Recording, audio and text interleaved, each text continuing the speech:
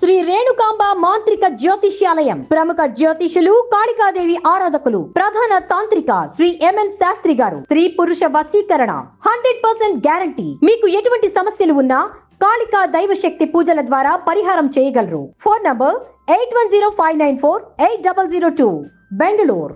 Hi friends, welcome back to our channel.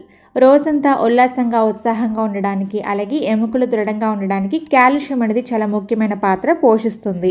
అయితే ఈ విషయం మనలో చాలా మందికి తెలుసు. మీరు మీ బాడీలో కాల్షియంని పెంచుకోవడానికి కాల్షియం మందులను వాడుతున్నారా?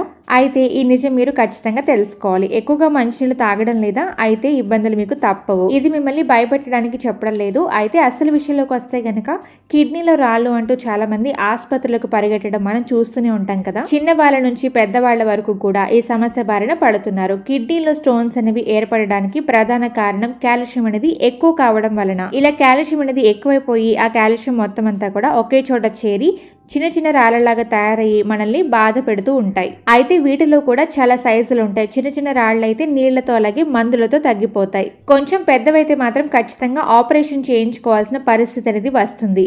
అయితే ప్రకృతిలో దొరికేవి మందులు అని మనకి ఒక అపోహ ఉంది. కానీ ప్రకృతి మనకు మందులు ఇవ్వడం లేదు, తిండి ఇస్తుంది. అవి ఆకులు పండ్ల రూపంలో. కానీ మనం వాటిని మందులు అని పిలుస్తూ ఉంటాం.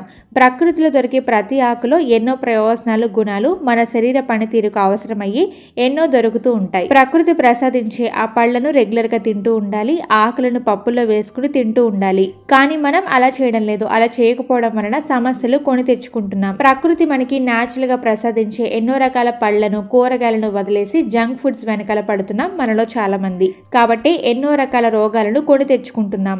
ఇలాంటి కారణాల వల్లే కిడ్నీలో స్టోన్స్ అనేవి ఏర్పడుతూ ఉన్నాయి. కిడ్నీలో రాళ్ల సమస్యతో ఇబ్బంది పడుతున్న వారి జీవితం ఎంత నరకంగా ఉంటుందో మనందరికీ తెలిసిందే. ఈ సమస్య నుంచి బయటపడడానికి ఎన్నో రకాల ప్రయత్నాలు అనేవి చేస్తూ ఉంటారు. ఆపరేషన్ పడకుండా తగ్గించుకోవాలని చాలా మంది ఎన్నో రకాల ప్రయత్నాలు చేస్తూ విఫలమవుతూ ఉంటారు.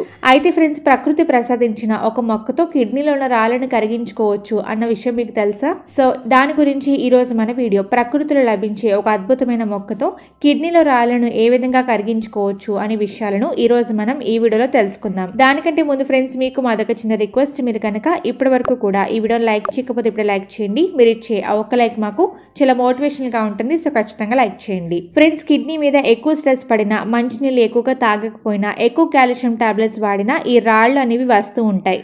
అంటే శరీరానికి కావాల్సిన దానికంటే ఎక్కువ కాల్షియం ఉంటే గనక అవి రాళ్లలా మారతాయని అర్థం. కిడ్నీలో రాళ్లు వస్తే ఆపరేషన్ చేసి కిడ్నీలోని రాళ్లను తీసేయడమో లేక మెడిసిన్స్ తో రాళ్లను కరిగించేయడమో చేస్తూ ఉంటారు. అయితే రూపాయి కూడా ఖర్చు లేకుండా కేవలం ఒకే ఒక ఆకుతో కిడ్నీలో ఉన్న రాళ్ళన్నింటినీ కూడా కరిగించుకోవచ్చు. కిడ్నీలో రాళ్లు ఉంటే నిద్ర కూడా సరిగ్గా పట్టదు. కిడ్నీలో విపరీతంగా నొప్పి వస్తుంది. ఇటువంటి అన్ని సమస్యలకు కేవలం ఒకే ఒక ఆకుతో చెక్ పెట్టొచ్చు.